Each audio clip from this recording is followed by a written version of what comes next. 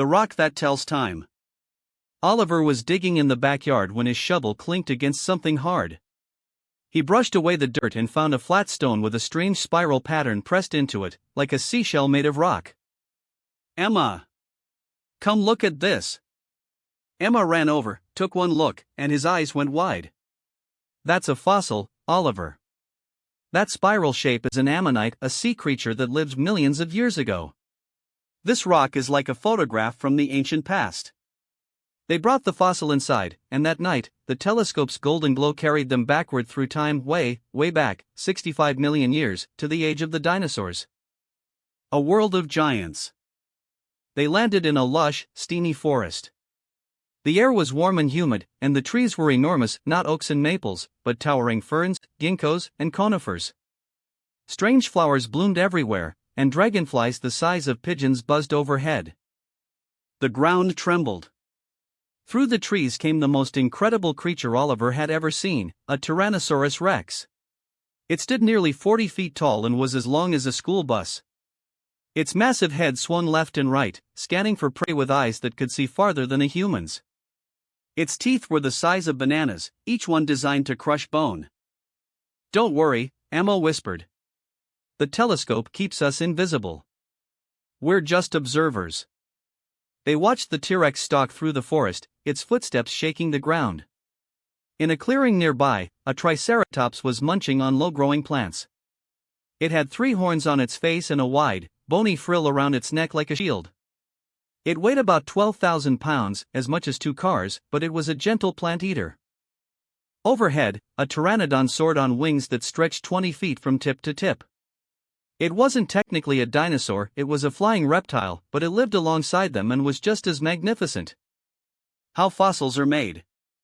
But how did that ammonite we found end up as a rock? Oliver asked.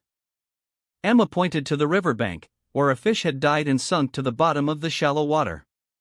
Watch closely, this is how fossils form. It takes millions of years, but the telescope can show us the whole process. The telescope sped up time. They watched as layers of mud and sand slowly covered the fish's body.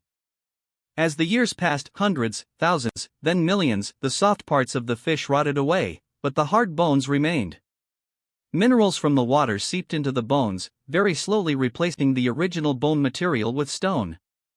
Molecule by molecule, the bones turned to rock, preserving every detail of the original shape. It's like nature makes a stone copy of the animal, Oliver said, amazed. Exactly. And as more layers pile up on top, sand, mud, volcanic ash, more sand, each layer gets pressed into rock by the weight above it. Sandstone, limestone, shale, each layer is like a page in Earth's history book. Earth's story in stone. The telescope slowed time back to normal and took them to a cliff face where they could see dozens of layers of rock stacked on top of each other like a layer cake. Each layer was a different color, tan, gray, reddish-brown, white, and each one told a story about a different period of Earth's history. The bottom layers are the oldest, Emma explained. Way down deep, you find rocks that are billions of years old, from a time when the only life on Earth was tiny single-celled organisms, too small to see without a microscope. Higher up, you start finding fossils of simple sea creatures like trilobites, little armored animals that crawled along the ocean floor about 500 million years ago. Higher still, you find the first fish, then the first plants on land, then amphibians, then reptiles. The dinosaur layers are near the top, because dinosaurs lived from about 230 million to 65 million years ago. And above the dinosaur layers, you find mammals, creatures that took over after the dinosaurs disappeared. The day the sky fell. The telescope brought them to the most dramatic moment in Earth's history.